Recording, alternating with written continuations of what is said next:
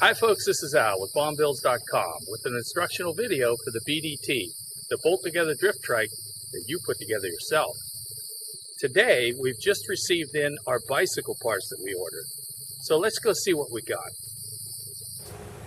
And here we are at the BaumBuilds.com loading dock, otherwise known as my driveway. You can see our bicycle has arrived. This is a complete bicycle, and that'll all be explained in the build plans. We found a better opportunity for pricing by buying the entire bike and just taking the parts from it. So when you order the bike, which is fully detailed in the plans, it'll show up here in a box from UPS delivered to your door. You can see it sitting in the driveway with being flanked by the magic carpet and the original Drift Trike Industrial. So let's take a look inside this box.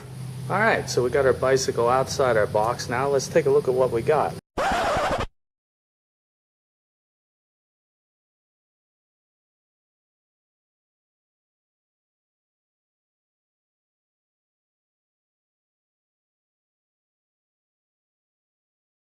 What we're particularly interested in is this big fat 20-inch front tire. 20-inch by 4-inch wide fat tire with disc brake. But we're going to use some other components off this bike as well. We're going to use the front fork, the front brake caliper, the fork stem, of course, which is attached to the brake. We're going to do something different in that area, and the plans will explain all that. We're going to use the handlebars, we're going to use the stem, we're going to use the front brake caliper. We're basically going to use as much as we can. Now, in true BaumBuilds fashion, I researched all the parts. And I'll tell you, I struggled to find fat tire parts that were economical. Some of these parts, just to get the wheel, was as much as this bicycle. So after exhaustive research, by the time you add up the wheel, brake caliper, the fork, handlebars, and grips and everything, you're further ahead buying the bike. So we went that route. Let's start out by removing the brake cable. Not the caliper, we can leave that attached, but just disconnect the brake cable so we can get our handlebars free. So we're going to do that using a 5mm Allen key right here. So when we loosen this, the cable will slip through and then we'll feed it back. So let's do that and we'll come back. Once we have our cable attachment screw loose here with our 5mm hex key, the cable end will be free, but we have to get it out through here. So there's a little furrow here. Let's see if I can get a shot of that you need to unscrew. Now be careful, once you do this, there's a spring in there. So just back it out real slow and see if I can get a shot. You can see the spring in there right there. So be careful as you back this out. You don't want to lose that. That's all going to try to fly apart. See the spring? So be careful with that. And there's what it'll look like. Alright, we're getting ready to fish this cable back through that loop and get it out of here to disconnect the lower fork from the upper fork. I'm sorry, the fork from the handlebar. So what's going to stop us here now is this little crimped on anti-fray clip. It won't fish back through this little threaded piece. So we're going to cut that off, but before I do, I'm going to do a little trick here. I'm going to apply some super glue right here at the base of this little crimped on anti-fray furrow.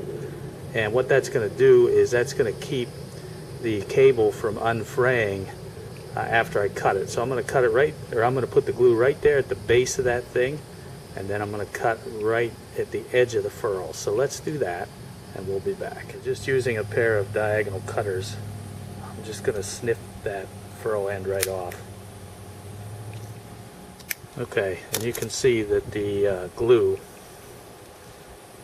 kept the cable end from fraying. So now we're just going to be able to remove these pieces carefully,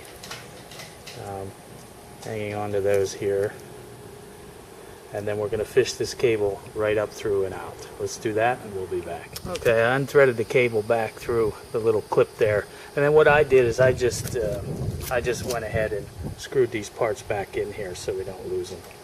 So our next step is going to be to remove the entire fork, and we're going to do that by removing this steering nut up here. I'm fighting the shadows here. But we're going to remove this with a large adjustable wrench.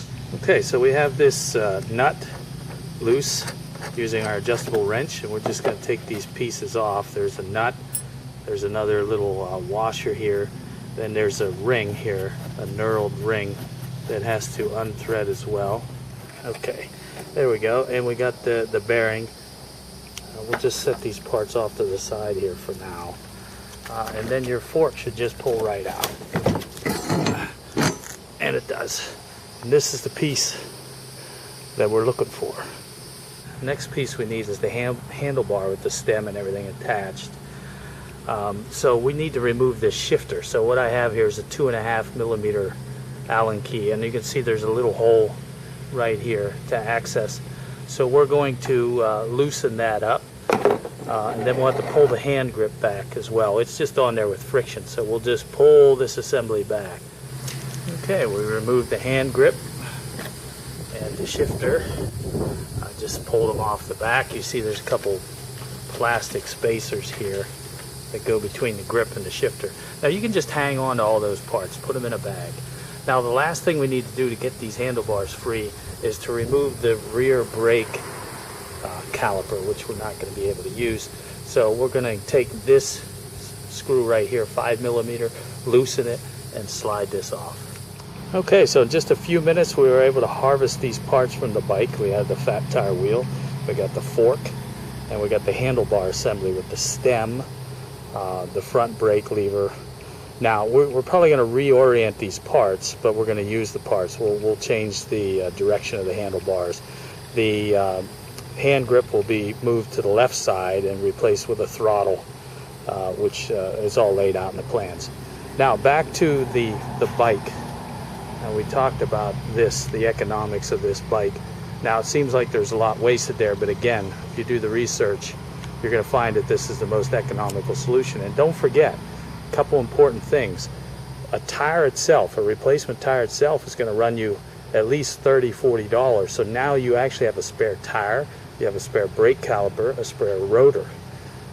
In addition, if you'd like to help offset some of the cost of the build, you can piece this out and sell some of these parts through eBay and maybe capture some of your cost back. So that's it for this video. We'll see you on the next instructional video.